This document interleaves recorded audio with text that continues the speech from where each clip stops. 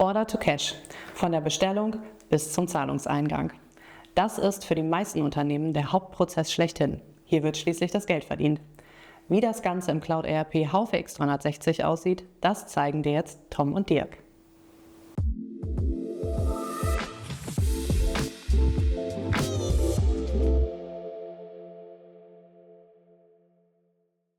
Danke Inga und hallo Tom. Hallo, moin. Du hast heute den Order-to-Cash-Prozess mitgebracht. Ja. Das heißt, wir gucken uns wirklich ganz einfach im Standard mal an und nicht automatisiert. Ja.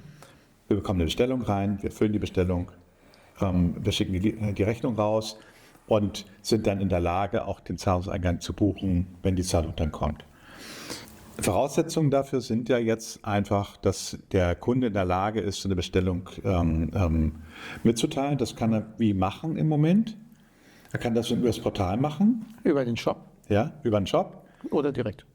Per Fax ist in Deutschland immer sehr gerne. Immer noch der Eier, das gibt es noch. Jetzt bist du angerufen worden und der Kunde hat bei dir was bestellt. Sagen wir mal 10 MacBooks. Kannst du so eine Bestellung jetzt einmal einfach erfassen? Natürlich. Also dazu gehe ich in die Angebote und Kundenaufträge, erfasse einen neuen Datensatz über das Pluszeichen, wähle meine Auftragsart aus, also in dem Moment würde ich ein Angebot erstellen. 30.04., das passt. Ich suche mir meinen Kunden aus. Das ist bei mir, wer mit mir Demos gemacht hat, immer Petra König. Ja.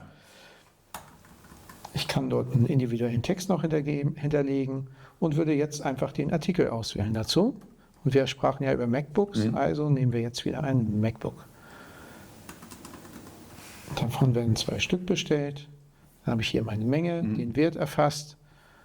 Kann mein Angebot jetzt sofort verschicken. Der nächste logische Punkt, hatten wir ja schon mal gesagt, ist, dass wir den Auftrag dann in den nächsten Prozessschritt überführen. Ja. Ich speichere mein Angebot, drucke es aus, versende es und könnte jetzt das Angebot direkt überführen in einen Lieferauftrag. Das heißt, die Ware wird an meinen Lagermitarbeitenden gegeben, damit das entsprechend gepackt werden kann.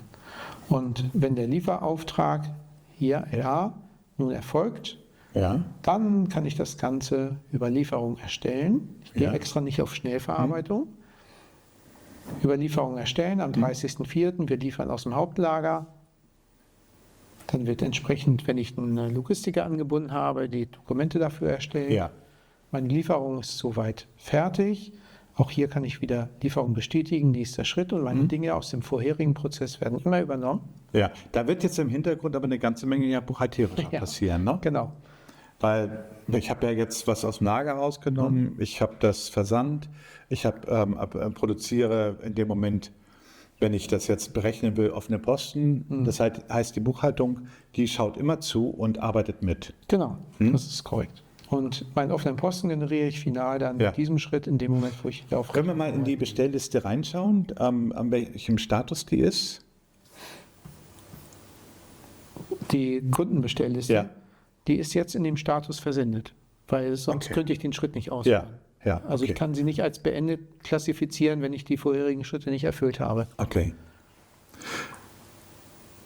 So, nochmal.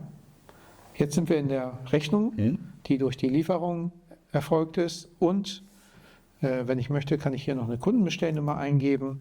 Und dann bin ich tatsächlich final mit dem gesamten Prozess vom Einkauf bis zum Verkauf mit meinen MacBooks durch und habe die Order-to-Cash-Situation geschaffen, sodass wenn jetzt der Zahlungseingang erfolgt, den ich ja im Moment nicht darstellen kann, weil ich keine Bank angebunden habe, dann habe ich den Prozess von vorne bis hinten fein. Alternativ, wenn jetzt die Petra König AG dir eine Lastschrift gegeben hätte, Genau. Dann würden wir das jetzt automatisiert nach den Vorgaben per Lastschrift einziehen können. Genau. Ganz einfach. X360 eben. Ich danke dir. Danke. Ciao. Tschüss, zurück zu Inga. Vielen Dank, ihr beiden. Wenn du jetzt noch Fragen haben solltest zur Haufe X360 oder zu seinen Funktionen, dann komm gerne auf uns zu. Unsere Kontaktdaten findest du wie immer unten in der Beschreibung zum Video.